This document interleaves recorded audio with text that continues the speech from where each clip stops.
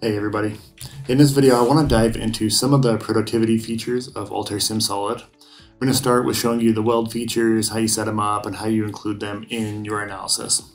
And then I'll talk about applying pretension loads to nuts and bolts, and then I'll show you the Bookmark Browser as well.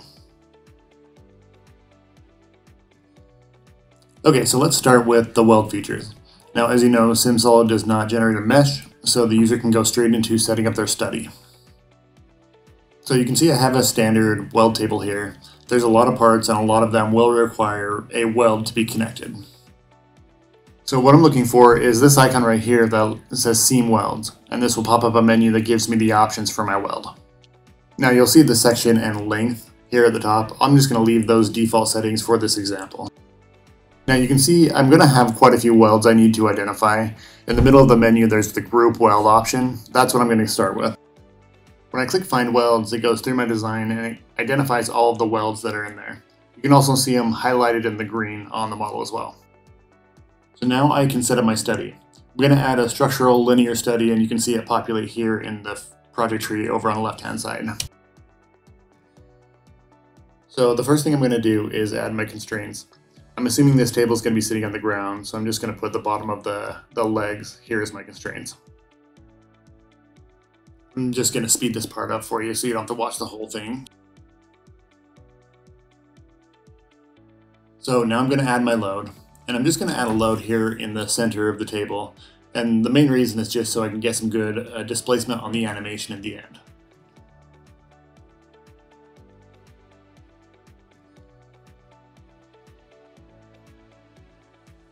Now I'm going to solve my study. And again, because there's no mesh with SimSolid, it solves very quickly. In real time, this is about 25 seconds.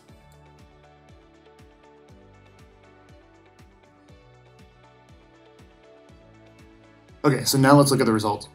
With SimSolid, you get the typical stress, strain, displacement, energy, even the factor of safety as well.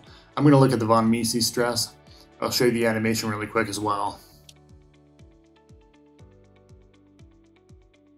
So with a weld, you might want to get some more detailed information. So I can zoom in on it. Now, the cool thing about the legend here with SimSolid is if it's hard to see with the eye, you can change the gradient. And that gradient can just help you kind of identify some of the factors as well.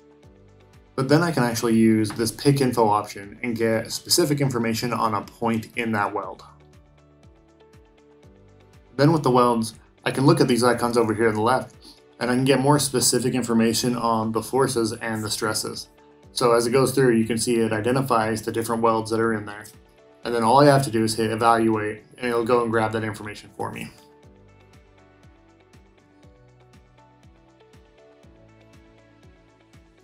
Okay, so now I want to look at the pretension loads when running a simulation.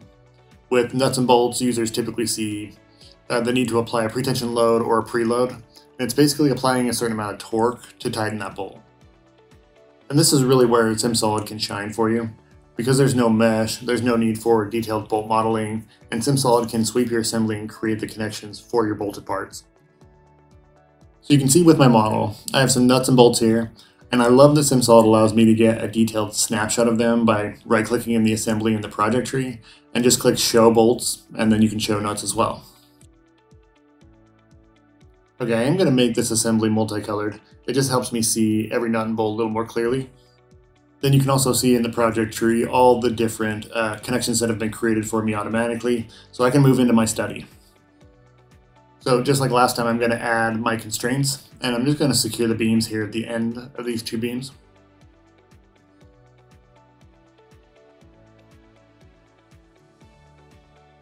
Okay, now I can add my pretension load. And you can see the different options for the loads I can add. Now what I'm going to be looking for is the icon that's the bolt/nut tightening icon, and I can click that. Now from here I just need to start clicking the nuts that I'm going to add into the analysis.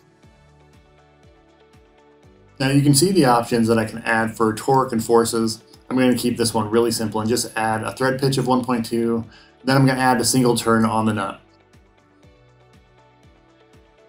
Okay, so now I can run my study. And again, very quick in SimSolid. In real time, this one loaded in about 10 seconds.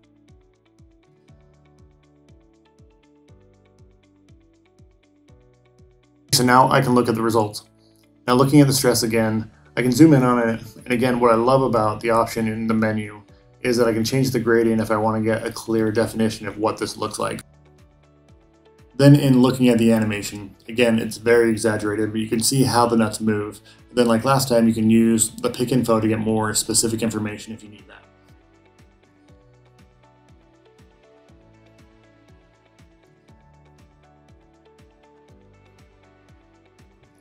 Now there's also a table of the different forces that are on each nut.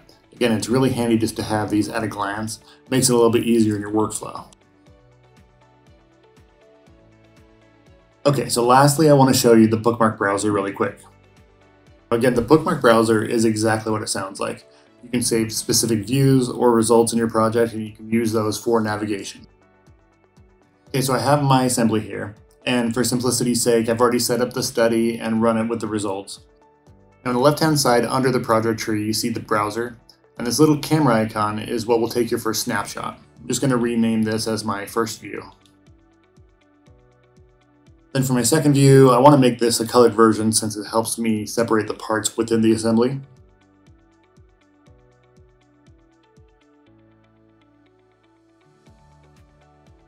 And for my next one, I probably want to get a quick snapshot of where my constraints and my loads are applied. So I'm going to orient my part and take a shot there as well.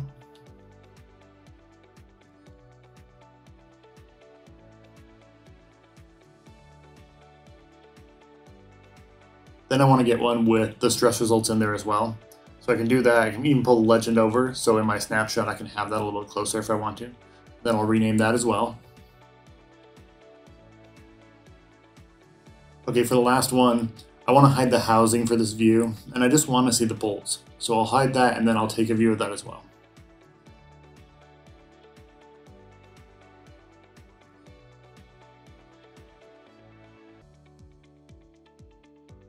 So now I can use these images over here in the Bookmark Browser as a navigation pane. So I can click back and forth, it'll update the view according to what I set it up as. So I hope this was helpful. If you have any other questions or if you need anything else, please visit us at trueinsight.io. Thanks.